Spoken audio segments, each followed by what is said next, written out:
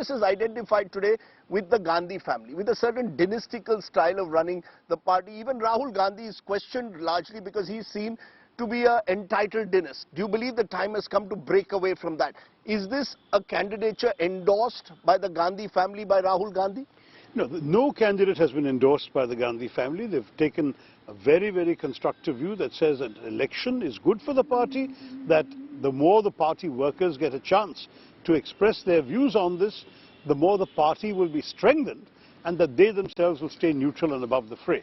That's been communicated to me, that's been communicated to Digvijay Singh, and as far as I'm concerned, if there's a third candidate in the last day today, they're going to communicate the same thing to them as well. So, to my understanding, the Gandhi family says, no official candidate, we are not playing favorites, go out, good luck, we encourage you to contest. So at the same time, it's important to stress, no one is running against anybody. This is not a question of a battle amongst rivals as we have between parties. It's a friendly contest amongst colleagues. We all share the same broad orientation. We are Congress people. We want the Congress ideology to prevail, we want Congress to win, and we want to stand up stoutly against the majoritarianism and the bigotry of the BJP. On all this there is no disagreement. But we may have different views on how to do it. For example, I'm not somebody who's very entrenched in the way the organization has functioned so far. As you've rightly pointed out, I'm not seen as an organization man. Though I might say, I created, as the founder chairman, the All India Professionals Congress, which showed that there is a different way of running things within the Congress family, which can be made to work. And I have a very different structure, which might actually be something the parent party could also learn from. So there are things that we can do. There's a number of things the Congress used to do, we ceased to do. One of them is we had very strong state leaders. Remember in Nehruji's time, people like B.C. Roy or Atulya Ghosh in Bengal, of Govind Vallabh Pant in UP. These people gave the Congress a very strong base of strong state leaders on whom the Congress's top pyramid was built. Today we've inverted the pyramid. All the power is on top, the state leaders don't matter. We need to change that. We need to create a situation, it seems to me, where the ordinary Karyakarta feels that he has access to whoever can take decisions that affect his daily life.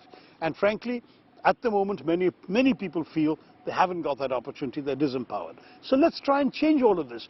This is not a criticism of what went before, because what went before worked for a while, and it has essentially ceased to work now. So let's try something different. No, so what is the role of the Gandhi family? You know, that's the elephant in the room. The Bharat Jodo Yatra, which has just gone through your home state of Kerala, the focus entirely on Rahul Gandhi. All of you go to Sonia Gandhi's residence at 10 Janpad. Almost it seems to take approval from her before you file your nomination. So the sense is that this is a private limited company controlled by the Gandhis, and Shashi Tharoor or Digvijay Singh, the two candidates so far, will at best be there as Congress presidents, but accountable to the Gandhi family. Is that how I should see it or not?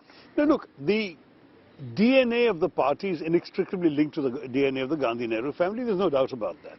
And this dynasty talk, frankly, is really not very serious, because every party in our country, DMK, Shiv Sena, Samajwadi, you name your party, you'll find that there is a certain dynastic tradition there. But that may not be necessarily healthy. The question no, I'm not saying it's healthy. What will the relationship be between the Congress president and the family? I'm just saying these ideas of dynasty work as long as they are of appeal to the voting public. If the Gandhis have had a great deal of authority in the Congress, it's because they win votes for the Congress.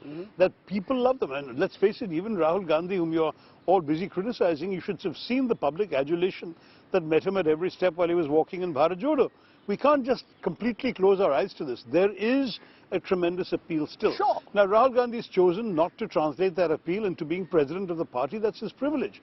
But why would the party be foolish enough to say, we've got a proven vote winner amongst us who's got this great admiration? Why wouldn't we continue to welcome his involvement to the extent that he wishes to be involved? No, so the same with Sonia Gandhi, the same with Priyanka Gandhi. No, so what is the relationship? A, they're not vote gatherers anymore. They were vote gatherers, the Gandhi family. You've lost 2 consecutive elections, big time, against the BJP, against a Modi-led juggernaut. My question again is this: relationship between Congress president and the Gandhi family? I think it'll have to evolve in practice. They will have to choose their own role, how far they're going to be involved. The president, in turn, whoever the person is, will have to find creative ways of engaging them and using their undoubted charisma and appeal to the benefit of the Congress party and its message. Look, no Democrat came to power disavowing the Kennedys. No conservative replaced Churchill and started saying, I won't talk about Churchill. You should all want to hail the great leaders you've got, and I think we should do that, while at the same time looking beyond and doing what you can do. Because I saw an interesting article written by P. Chidambaram, who said that the Congress president would be the organizational person, and you would have a Rahul Gandhi almost as the face, the mascot, the messenger. Can that really work, this dual power structure? I mean, you know, it's not worked in the past really in the Congress. I think that remains to be seen, frankly. That's Mr. Chidambaram's view.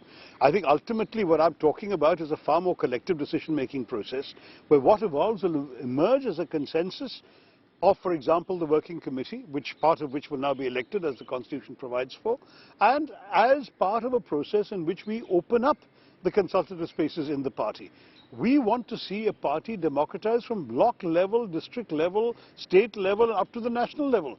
We don't want a party in which all people are doing is writing one-line resolutions and authorizing the president to decide. It's interesting you said that, because that's exactly what's happened in Rajasthan. The reason why Ashok Gehlot reportedly dropped out is because he refused to accept, or his MLAs refused to accept, the diktat of Delhi, of the high command culture of saying, pass a one-line resolution authorizing the Congress president, in this case Sonia Gandhi, to decide what happens in Rajasthan next.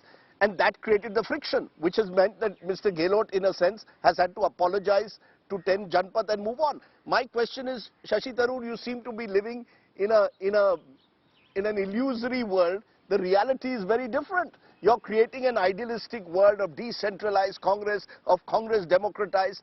The reality is this is a party where all roads lead to 10 Janpath. Perhaps that would change. That depends very much, of course, on what the voters decide in this election. But if we have a party that functions differently, that need not be the case. Look, most parliamentary systems around the world, MLAs or the equivalent thereof in other countries, elect their leader. There's nothing terribly unusual about that. It's one way of dealing with factionalism. Instead of having 2 different factions or 3 factions running to Delhi and you have to choose one of them, you simply have put it to the test of the MLAs voting in a secret ballot and seeing whom they want to lead. So is that what you would have done in the case like Rajasthan? If the MLAs want a chief minister, let's be very clear. Should that be the way forward if you were Congress president? It's not right for me to comment on something that's already happened that I was not part of. Because that, frankly... But in general, do you believe MLAs should have... There may have been assurances made, there may have been assurances given, there may have been promises exchanged which were not violated. I don't know what expectations were in that particular instance. But in future, in theory, I think we would encourage a situation in which the party candidates are chosen more democratically, and the party, once they've elected their MLAs, will have the right for the MLAs to choose who should lead them. That is the way in which most parliamentary systems other than ours have functioned so far.